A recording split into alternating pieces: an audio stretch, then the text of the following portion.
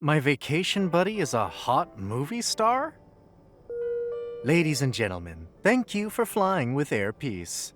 The seatbelt sign is now turned off, which means you can move around the cabins freely. We might experience some slight turbulence, but not to worry. Everything is safe. Thank you. The soft female voice silenced. Around the cabins, people unbuckled their seatbelts and began to move around, checking their carry-ons, going to the bathroom, getting stuff to eat. I peered down the aisle for the millionth time, in awe of the person 2 seats across from mine. Blake Hendell. He's a literal movie star. One of the greatest actors of this generation, if I do say so myself. And now he was sitting across from me, a neck pillow in tow, his phone glued to his face. He looked so normal, like a regular person. A complete contrast to the insane star power he exuded on sets. I wondered what would have happened if I bumped into him. Hopefully I didn't come off as one of those fans who stalk celebrities. It didn't matter much, because at least I got to see him up close and damn, he was gorgeous. Business class, the gift that keeps on giving. The pictures barely did him any justice, even though he was devilishly handsome in them. His hair was just tousled and in a messy bun. His side profile was insane. I could only imagine what he'd look like in front of me. He didn't seem too eager to move from his spot, and his expression seemed incredibly sour, so I turned back to my magazine. Top 10 Tourist Attractions in Barcelona. If I were on my way for a lengthy vacation, I might as well ready myself before we touched down. I scanned the pages, mentally noting the places I might want to visit over the next few weeks. Somewhere in the middle of item number 7, the plane shook violently from turbulence. It steadied eventually, and I decided to freshen up in the bathroom a bit. I walked past Blake, who was still glued to his phone, the sour expression ripe on his face. I wondered what could have had him in that mood, but moved on nonetheless. My mind drifted towards the warm sun and massages, the beautiful scenery I would be graced with within the next couple of hours. My sister's resort was probably the most wonderful place on earth, or so I'm told. She'd been trying to get me to come out for a few years, but inherently blamed my workaholism for being unable to. In her defense, she wasn't wrong. I hadn't given myself the chance to take a break from work in years. I barely got Christmases off, so when I finally called on all my vacation days, she was happy to offer me a free vacation at her resort. I washed my hands and got out of the bathroom, and was met face to face with ocean blue eyes. His face must have been carved by the gods, maybe even by Zeus himself. His eyes were warm, though the hint of annoyance lay behind them. He had his headphones. We locked eyes as I tried to exit the bathroom. Then another person tried to wiggle through the small passageway, pushing him right towards me. "Oh, I'm sorry about that," I said as he got up. "Just watch where you're going," he scoffed. I eyed him. "Excuse me, you bumped into me." "Doubtful." I scoffed. "Okay, whatever, no need to be such a jerk. The bathroom's all yours," I said, and walked back to my seat. I sat back on my seat and huffed. Never meet your heroes was definitely some good advice. Who knew someone so handsome could be such a jerk? I rolled my eyes for the millionth time. Whatever it was that had his Balenciagas in a fix better have been worth it. I picked up the magazine and tried to flip through it, but it was of no use. Instead, I opted for the TV and drowned myself in the entire Modern Family catalog. Even through the show, those ocean eyes hadn't stopped assaulting me. I closed my eyes to get some shut-eye till the plane touched down and could still hear his honey-toned, albeit vial-filled voice in my sleep. I took my carry-on, wheeling it down the passage. It hit a bump and a person grunted in pain. I turned to apologize and was met yet again with those ocean eyes. His face morphed into a light smirk as people squeezed around me, eager to exit the plane. "Well, if it isn't my biggest fan," he said, a hint of amusement in his voice. My brows rose. "Excuse me?" "Well, only people who know me know that I'm a jerk, so I could only assume that's how you came to that conclusion. You getting your pound of flesh back?" I was shocked by the casualty of his tone. It was an accident. Apology accepted then. He winked and put his sunglasses on. "No, I wasn't," I started, but he had already walked away. Gosh, he's so aggravating. I scoffed and lifted my bag instead, determined not to let the stuck-up famous guy ruin my vacation. 3 hours later. The bellboy took my luggage and led me into the reception. I had texted my sister already, letting her know I had touched down, and she agreed to meet me at the reception. Going through the doors, I was met with her familiar bright smile. I walked into her open arms and hugged her tightly, enveloped by the familiar homey scent she carried. "Oye, hermano mío, te extraño," she said in my ear. "I missed you too, hermana. It's been too long." She pulled back and eyed me. "And whose fault is that?" I laughed. "Funny, but I could argue that it's also your fault. You've been stuck here for years. Remember what the family house looks like?" She smacked my shoulder, causing me to wince. "Ah, ¿qué hice? I'm out here running a business, and you're telling me I work too much? Ay Dios, you do it if it's so easy then," she lashed out. "I didn't say that, I just said..." "Never mind, Julia. It's great to see you, and this place is really wonderful. I see why you're so proud of it." She smiled, her frown lines disappearing. "I'm so glad you like it. So let's get you settled in and I can show you around. There's so much you have to see."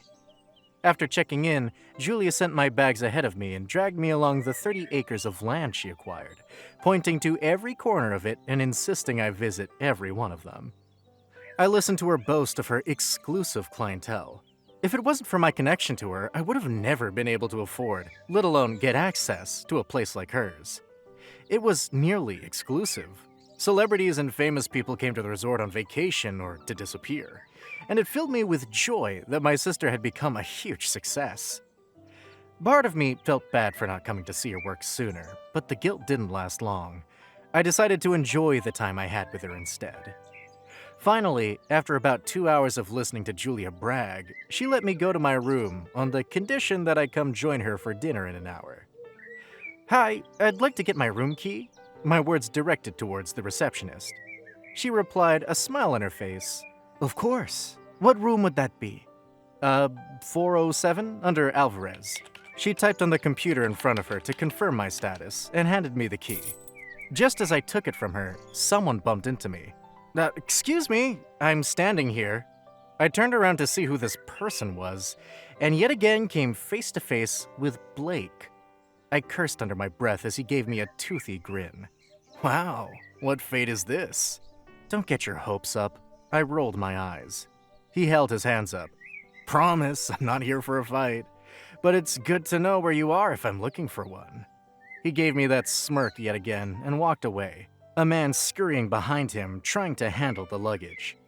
I wasn't sure why, but 3 chance encounters with Blake Hendell on my vacation didn't scream normal to me. And it seemed it might only get worse now that I knew he was staying at the same resort. Surely 30 acres is enough to avoid a person, right? 2 days later. Sleep had never felt so good.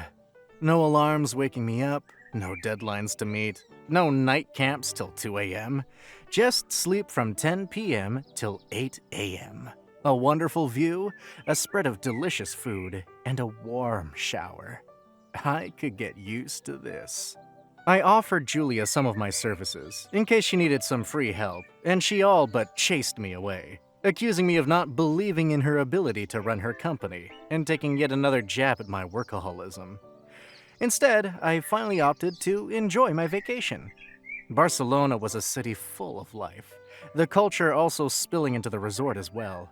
I busied myself with different events and festivals that could last me a lifetime. I had been lucky so far to steer clear of any major celebrities, including those that got on my last nerve. So the day I decided to experiment with the sauna, I wasn't expecting any major surprises. I was sitting in the steam room for 20 minutes, uncomfortably adjusting to the change in temperature, when the door opened and I expected it to be one of the staff checking in. But a mop of blonde hair and nothing but a towel walked in instead. "You've got to be kidding me. You again?" Blake groaned. "Trust me, I'm no happier about it than you are," I replied, trying to keep my eyes off him. His towel was wrapped below his waist, leaving all under it to the imagination. His torso was sculpted to complete perfection, a perfect complement to the chiseled face he had. His hair was in its messy bun yet again, this time a single pin earring on his ear. He looked every bit as gorgeous as he did on the plane, and they say Getty Images is the standard. I booked this time for myself. How did they mess that up? He said to no one in particular. I'm sure it was just an error. If it means that much to you, I won't say a word. I'm about halfway done anyway. Is there a reason you're so dismissive towards me? He queried, curiosity in his voice. What, as opposed to your winning charm the last few times? Yeah, I don't know. I deadpanned. He chuckled. I was in a bad mood those times. Yeah, that's definitely a good reason. I rolled my eyes. So, you're really mad at me? I'm not mad. I don't even know you. But you were rude, so I think I'm owed an apology, which I haven't heard yet, Mr. Hendell.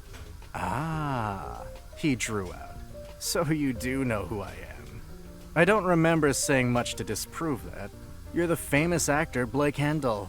Anyone who watches films knows who you are. This just isn't the kind of reaction I get from someone who knows me, he coaxed. Sorry I'm not one of your deranged fans then. You're interesting. I like that. I finally looked up at him. He was staring at me intensely, trying to figure me out. I'm sorry for my previous behavior. I was a jerk. I relaxed my shoulders and shrugged. All's well. He sat next to me. So, what are you doing here? I'm on vacation. My sister owns the resort. Whoa, subtle status drop. It's a great place, though. I'm sure you just come here often? He quizzed. No, my first time, actually. I've been too busy working. But it is a great place. I'll try to come out more often. I responded, mostly a mental decision than anything else. So, your sister is Julia Alvarez. Who are you, then? He inquired. I'm Tim. Timothy, but everyone calls me Tim. I replied, glancing toward him. Mind if I call you Timmy? And why would you do that? I queried. He caught my gaze. Because I like having things special to only me. I cleared my throat and nodded, not trusting my voice to speak. A smirk appeared on his face, a subtle pride that he caught me off guard. So, what does Timmy Alvarez do for a living? I'm a TV producer for a news station in Chicago. Oh, that's impressive. I'm an actor, in case you wanted to know. I chuckled and he beamed. So, you do have other emotions besides dismissive. Good to know. He held my gaze again. This time it sent shivers down my spine. I had half an idea of where this would lead to, and I wasn't in the mood for testy waters. So I stood up, readying to leave. He stood up too. Wait, where are you going? The sauna really isn't my style. I was just trying it out. I'm starting to feel lightheaded and all, so I should go. He walked towards me. Hang on, don't I get a say? I was enjoying our conversation. No hell. He inched even closer to me, the heat all around keeping me from grasping at reality, keeping my feet planted on one spot. He trailed his fingers up my arm and leaned into my ear.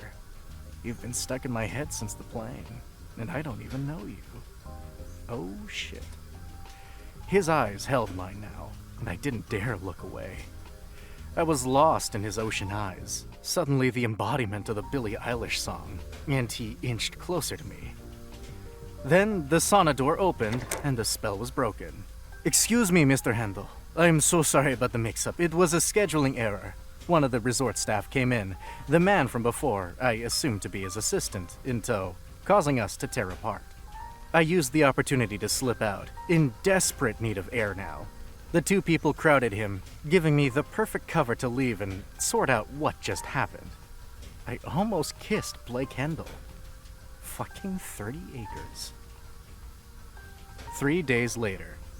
After the sauna moment, I avoided him for as long as I possibly could. I left the resort for tours around nearby towns. I figured the 30 acres wouldn't be enough distance between us, so I added more. The only times I stayed in the resort were for breakfast and dinner, and it was obvious that Blake didn't wake up early enough to meet for breakfast, nor did he like the dining area because of mingling. I was now on my way out for the day, sporting a baseball cap on my way to get a cab that could take me out, when a cart pulled up beside me. Need a ride? I wasn't aware you woke up this early. Ha, he interjected. I knew you'd been keeping tabs on me. Have you been trying to avoid me, Timmy? Looking him over, he wore a pair of shorts, open-toe sandals, a polo shirt, and his hair in the same bun, with his sunglasses shoved between them. He looked extremely normal, hard to recognize even. If he gets offered the role of Superman, he better take it. Outwardly, I responded, "And why would I be avoiding you?" He smirked. "If you aren't, then take my offer. Let's explore Barcelona." Not seeing any way out of this, I climbed into the cart and we drove off. He seemed to have experience with the city and drove comfortably through the streets of Barcelona. He drove straight to Las Ramblas, the busiest street in the city. He parked the cart and ushered me out, trying his best to show off every place he could remember. "Why'd we come here first?" I asked, interrupting his tour guide. "I got lost here once before. The first time I came here, I took a walk and got lost, so every time I come back, I try to see if I can remember my way through. I stopped getting lost after 3 trips. Now I know this place as much as I know the streets of New York City." His eyes scanned the terrain in silence. His mind seemed to wander to a different time. The glint in his eye showed that he saw this place as a second home. We walked around the streets, patronized as many vendors as our hands and stomachs could carry, and finally settled on some steps, away from the streets. People were littered across them, but it wasn't as rowdy as the Ramblas. "So," he asked as we nursed cones of ice cream, "where is Timmy Alvarez from?" I smiled at the name. It was finally growing on me, as much as I hated to admit it, much as Blake was growing on me too. I was born and raised in Texas. I lived in Chicago for work and my family's from Colombia. Wow, really deep roots there. Almost makes me feel shallow. New York isn't much and I'm just a lowly actor. Okay, why do you keep saying that? Because I'm just an actor. All that depth that people get to have, I only get that when I'm playing a character. I really am a pretty shallow person. Don't have any deep roots or deep-rooted relationships. I'm just good at pretending. It's why I like to be in places like this. I don't think you're shallow. I think the ability to enter a completely different person's headspace shows how much depth you have. But don't take my word for it. I joked. Oh, why would I? If I do, you just run away again. I rolled my eyes lightly at that. Why did you run away? I didn't run. That's absurd. Someone came in and the moment was over. I tried to find my way out of the line of questioning. The whole thing had been stuck in my mind for days now, and I thought we were just going to forget it. Now he was bringing it up like it actually meant something to him. You did run. You were going to leave eventually. Look, Blake, I don't think it's necessary to talk about this. It didn't happen, so let's move on. I make you nervous, don't I? You're mighty full of yourself, aren't you? Maybe a little. Answer the question, Tim. Do I make you nervous? He asked, holding my gaze. I was stuck yet again, not daring to look away. So what if you do? I shrugged. His voice dropped to a whisper. At least I know you want to kiss me as much as I want to kiss you. But what are we going to do about that? His gaze flickered down to my lips for a second. Don't tease. My voice trailed off. He bit back a smile. I wouldn't dare. He inched a bit closer to me now, his ice cream long forgotten and melted next to him. Kind of like how I suspected I was going to be the second his lips met mine. My heart pounded against my ribcage, threatening to jump out. His fingers trailed along my hands, rubbing them up and down. He definitely had practiced this, because never have I ever felt so comfortable, yet so nervous my whole life. We were mere centimeters away now, each second feeling longer than the last as we got closer. An air of infinity slowing time down as the distance closed. Once again, the spell was broken. A couple of ladies in a group called out to us, asking for help to take pictures. Blake sighed but answered them, and they instantly recognized him. crowding him for requests for pictures and questions, relegating me to photographer status. I sighed, but obliged. That moment was gone anyways. 3 days later. Blake and I hung out more often, every day since the Las Ramblas tour. We shared stories with and of each other, so it became hard to remember he was the rude jerk who bumped into me 3 times in one day anymore. I thought about what spending the vacation together meant for us.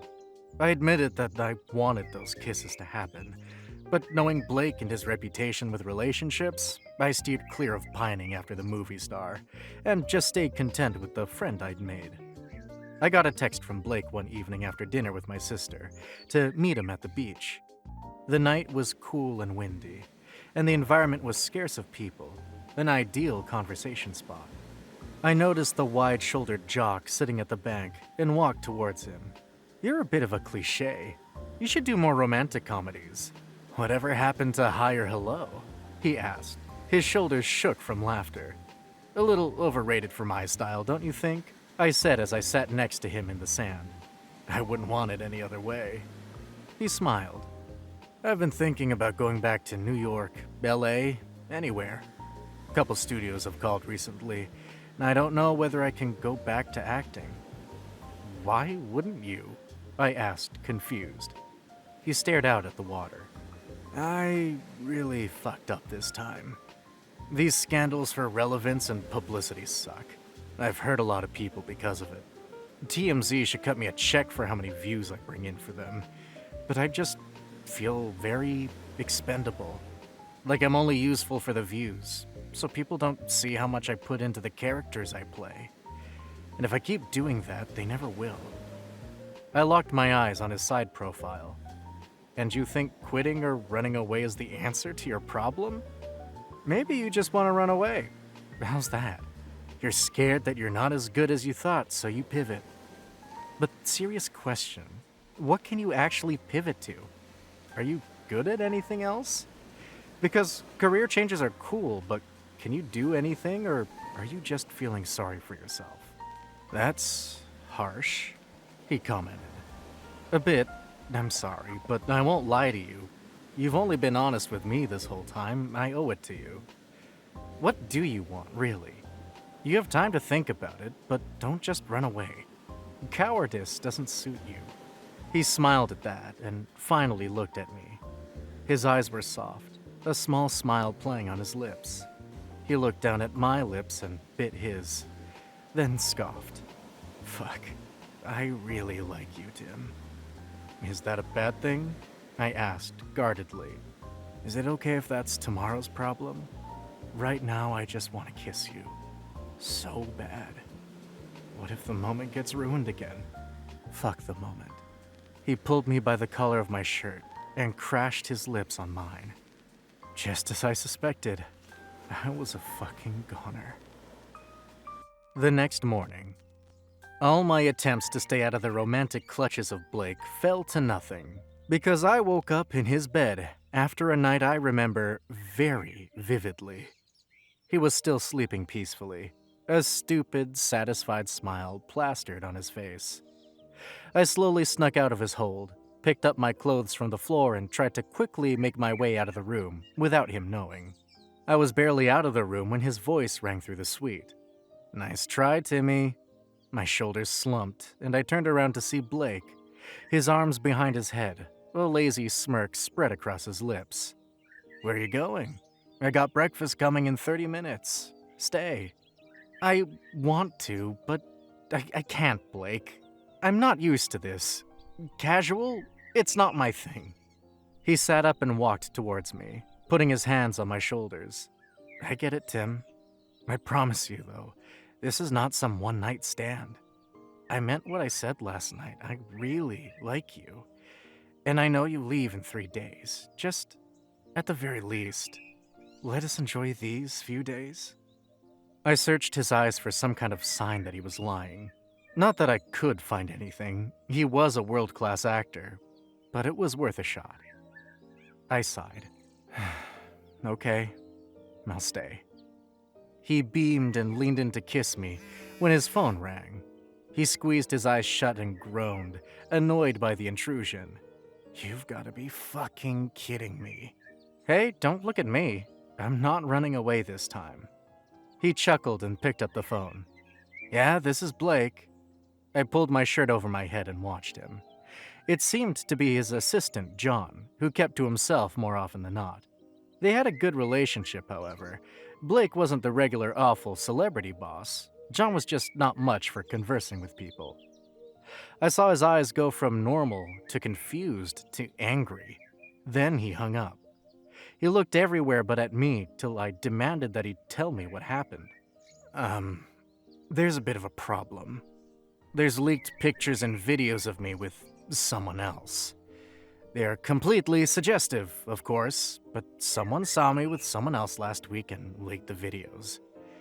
I'm so sorry about this. I don't know how this happened. No, I interrupted him. After convincing me that you didn't see me as some one-night stand, all the while you were trying to get close to me, you've been screwing someone else? Wow. I hope you're happy now. You got me to sleep with you. Now you get to never speak to me again. I walked out, slamming the door behind me, and took the elevator to my room. What I hated the most was that I knew this could happen. Blake was who he was, and thinking he changed was a huge oversight on my part. I'd spent a large chunk of my vacation thinking about and being around this guy, and now he goes and pulls shit like this? You really think you know someone? 2 days later. I hadn't spoken to Blake in 2 days. Was it hard? Very. Was it necessary? Very. Did I miss him? Immensely. But it was for the best. He tried to call me a bunch of times, but I just ignored them, sending him a single text telling him that I needed time away from him. I spent the time with Julia instead, and narrated the events of the adventure over dinner. As my older sister, she consoled me, understanding my side of the story. But she advised me not to turn him away and at least listen to what he had to say. Sadly, pride runs in the Alvarez family, and Julia knew this too, so she knew not to expect much budging from my side. I considered her advice, though. I agreed that I should hear Blake out. The facts were simple. I liked him, and he said he liked me back. It still felt like a knife to my chest, because of everything that was happening as we got to know each other. I just didn't want to let myself get hurt. But I decided to talk to Blake the day before I left, so there wouldn't be any expectations. I knocked on his door a few times, but got no answer. I went down to the lobby to ask the receptionist. Hi, excuse me, is room 547 still occupied? She typed on her computer for a bit. I'm sorry, the occupant checked out about an hour ago. You're Mr. Alvarez, right? Yes, I nodded. This was left for you. She handed me a note. It was addressed to me from Blake. I know you don't want to talk to me, and I respect that. I just had to apologize once again. I'm leaving on the 4 p.m. plane to London. I got a really good offer from a studio, and the script is wonderful. It's character-oriented, and you said that was my strength, so I'm gonna listen to you and stop running away. And try to stop hurting people in the process. I'm sorry I hurt you, Timmy. I had no intention of doing so. I think I might even love you. It was wonderful knowing you. Blake. I groaned and stormed my sister's office. Julia, I need a car to the airport and fast. I knew you'd come to your senses. I'll drive you. She grabbed her keys. Within minutes, we were zooming as fast as possible towards the airport. I checked the time every 5 buildings we passed, making sure we didn't get there too late. I wouldn't be able to forgive myself if I didn't get there in time. Ay Dios, we're 5 minutes out. Do you want to walk, Timothy? She yelled, making me sink in the car seat. Truthfully, she pulled up to the airport within 15 minutes. I only hoped they hadn't started to board yet. I scanned the flight manifest and noticed they hadn't started calling passengers to board yet, which meant he was still waiting. I sped walked to the waiting area, scanning the faces as I moved till I saw John, Blake's assistant, with his bags. "Hi, where is he?" He said he needed to use the bathroom. He's probably on his way back," he answered. I bolted towards the men's rooms, unwilling to wait till he got back. When I got there, he was standing, washing his hands. We locked eyes in the mirror, and he turned around. "What are you doing here?" "Next time, leave a voicemail. Letters are beneath you." I walked to him and kissed him. Without thinking, he kissed me back, his hands wrapping around my back, pulling me closer. Our lips moved in sync, and everything unspoken was said in that kiss. God forbid a guy be romantic. "You said I should do more rom-coms, you know," he joked, breaking into a large grin. "You said you love me. Is that true?" His eyes darkened. Truer words have never been spoken. Over the intercom, we heard the first boarding call for his flight. We pulled back finally, but he held my hands. "I'll be done filming in 6 months. Can we see each other again? Here, preferably?" I beamed. I planned on taking more vacation days anyway. Conclusion. 6 months later. I sat on the bank of the beach, the same place Blake and I had our first kiss.